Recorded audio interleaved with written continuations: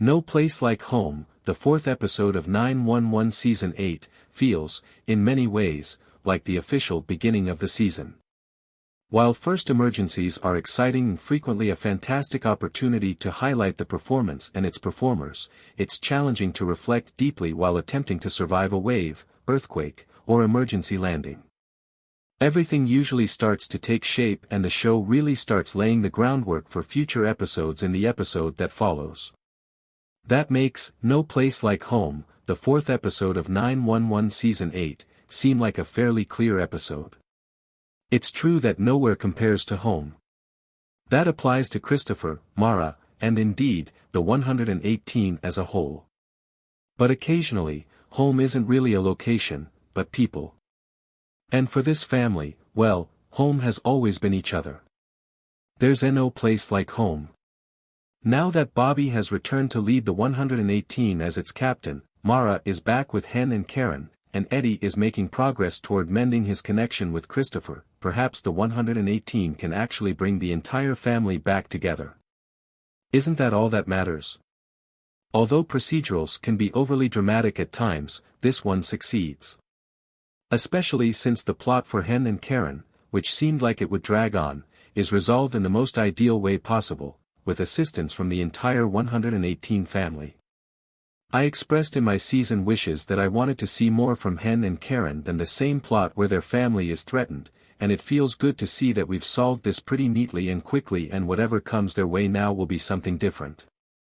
Not only is this fantastic for Hen and Karen, but it's also fantastic for Mara, who was ultimately reduced to a mere pawn in a scheme that had a real impact on her life and well-being. Like her two moms, she has a lot to offer as a character, and it will be fascinating to see her grow and change. She may even experience her own drama, but it won't force her to leave the house. If not the same problem, Ortiz might yet be. Actually, Gerard is still alive. Thus, there are numerous opportunities for the show to provide these individuals drama that ventures into uncharted territory. The Eddie plot in this episode served as a good illustration of that. Additionally, the reality that we're 4 episodes in and Christopher isn't back, but Eddie is perhaps starting to figure out that, at this point, respecting his son's wishes isn't the answer, feels like a good thing. Christopher belongs at home, with his father, because there is no place like home.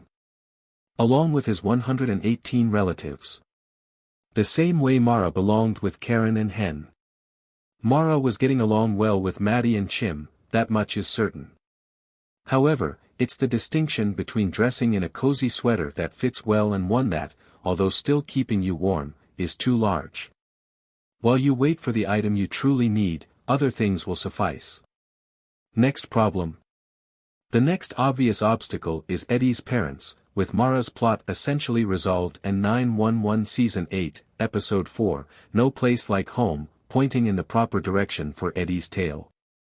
Naturally, the show has the option to not make them a barrier. Because Gerard was the lesser of two evils in this situation, they let him off the hook far too easy given who he is and what we've seen in him. However, Eddie's parents, well, they don't deserve to get away with it, in my opinion. Yes, Christopher did indeed phone his parents. Going to remain with them was Christopher's wish. It's fortunate that Eddie has parents who can give Christopher that space when he needs it. I can't really say anything great about them other than that. Because by staying silent, his parents, especially his mother, had effectively taken advantage of the circumstances to ensure that they get what they had always desired, Christopher, and consequently, a second opportunity to raise a kid right. For Eddie's parents have always considered him to be nothing more than an afterthought and a disappointment. He has never measured up. If not, they would have attempted to mediate at this point. Christopher would have been encouraged to speak with his father by them. They would have at the very least inquired about Eddie's well-being. Rather, what little we've seen of them amounts to a smug admission that Christopher is enjoying himself but that isn't accurate. A boy needs his father in everything. Even in the event of errors. Particularly when they commit errors. Eddie is aware that it's not about making a single error. At one time, he was sufficiently aware of it to express it to Buck. It is his willingness to give it another go. Okay, Christopher, when are you coming home? Please say yes. I will be even more delighted if that involves Eddie's parents having to pay for the way they have treated him throughout his life. Investigating the underlying causes of Eddie's feelings of inadequacy might be beneficial if he is to realize in the near future that he is good enough. You gotta find your people. One thing about guest stars, you don't invite them on board unless absolutely necessary. Additionally, you don't need them until something pertaining to their plot is developing, unless you want to set up a crucial plot element for later, or unless you want to guarantee that they are a part of the show's status quo. In the same way, Karen played by Tracy Toms alternates between appearing on the show more while 911 was establishing the Mara concerns and merely showing up occasionally for the sake of the Hen and Karen plot. She's significant because she's Hen's wife.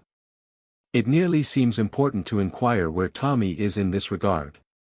He appeared in the first episode because the show needed to show that his relationship with Buck was still going strong, but he hasn't been seen or mentioned since, despite the fact that there have been a few excellent opportunities for the show to introduce him and show that he is a part of the family that the 118 has created. Of course, this isn't an episode all about Buck. The next time Buck appears prominently in an hour, Tommy probably won't be gone.